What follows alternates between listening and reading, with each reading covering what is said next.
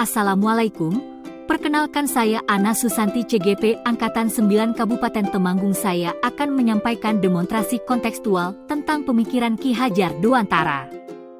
Ki Hajar Dewantara lahir di Yogyakarta pada 2 Mei 1889. Ki Hajar Dewantara merupakan seorang aktivis gerakan kemerdekaan Indonesia, politikus, kolumnis, dan pelopor pendidikan bangsa Indonesia pada masa penjajahan Belanda. Berkat perjuangannya, hari kelahirannya pada 2 Mei diperingati sebagai Hari Pendidikan Nasional setiap tahunnya. Ki Hajar Dewantara dikenal sebagai Bapak Pendidikan Indonesia. Filosofi Ki Hajar Dewantara yang pertama mengartikan pendidikan sebagai tempat persemaian benih-benih kebudayaan dalam masyarakat. Untuk menciptakan manusia Indonesia yang beradab, maka salah satu kunci untuk mewujudkannya yaitu melalui pendidikan.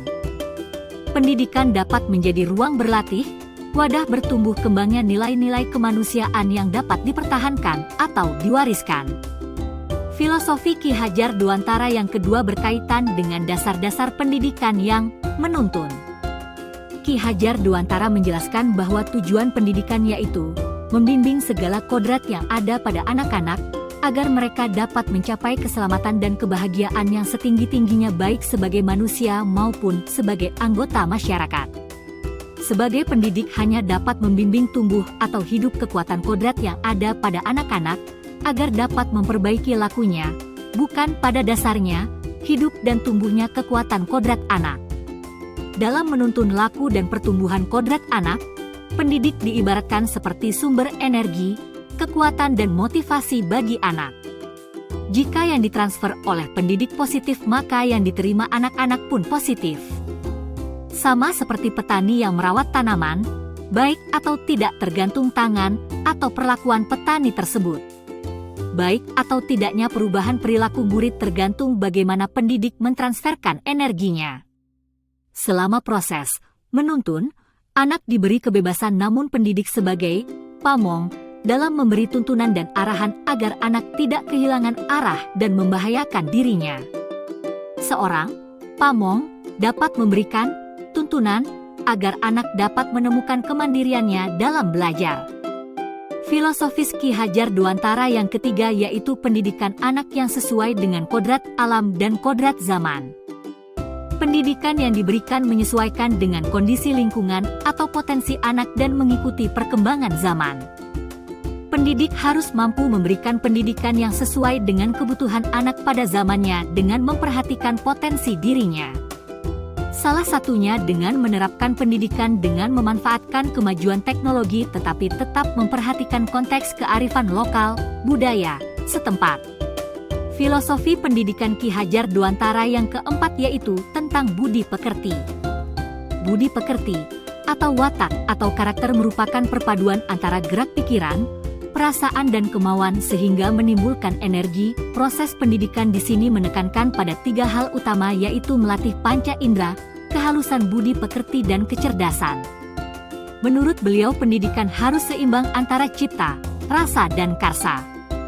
Pengembangan karakter atau budi pekerti tidak dapat tercipta begitu saja, harus melalui pembiasaan-pembiasaan, baik di lingkungan sekolah, lingkungan keluarga, maupun lingkungan masyarakatnya.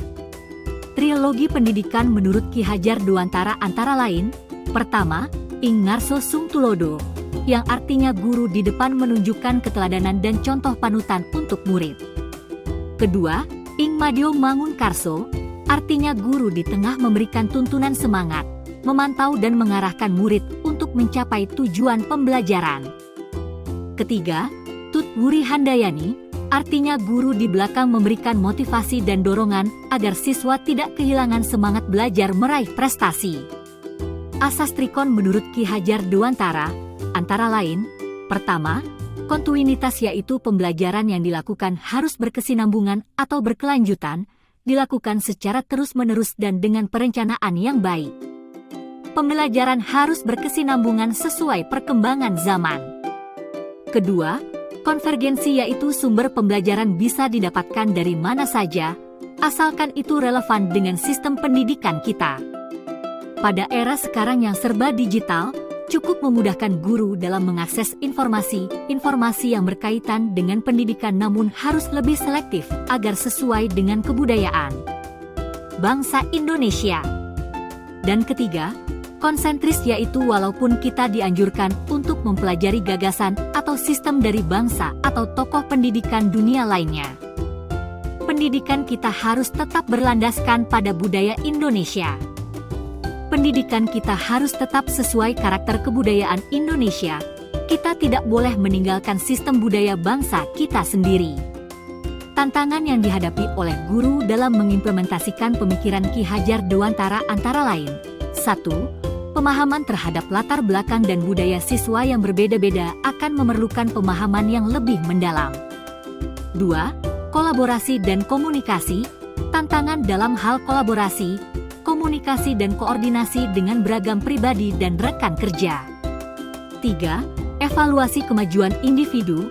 Guru harus memiliki keterampilan evaluasi yang kuat untuk memahami perkembangan dan kemajuan setiap siswa secara individual. 4. Kebutuhan keterampilan tambahan guru. Dalam hal ini, pendekatan pengajaran guru memerlukan pelatihan dan pengembangan tambahan untuk memahami cara mengintegrasikan nilai-nilai tersebut dalam setiap aspek pembelajaran. 5. Kemampuan yang menghadirkan materi yang kontekstual dan berelevansi.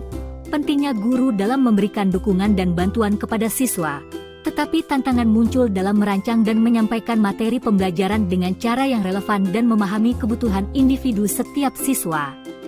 Dan yang keenam, karakteristik, gaya belajar dan kebutuhan siswa yang berbeda-beda. Guru perlu menyesuaikan metode pengajaran dan pendekatan pedagogis untuk dapat mencapai tujuan pembelajaran. Demikian yang dapat saya sampaikan. Kritik, saran dan masukan Anda sangat berarti untuk kemajuan saya.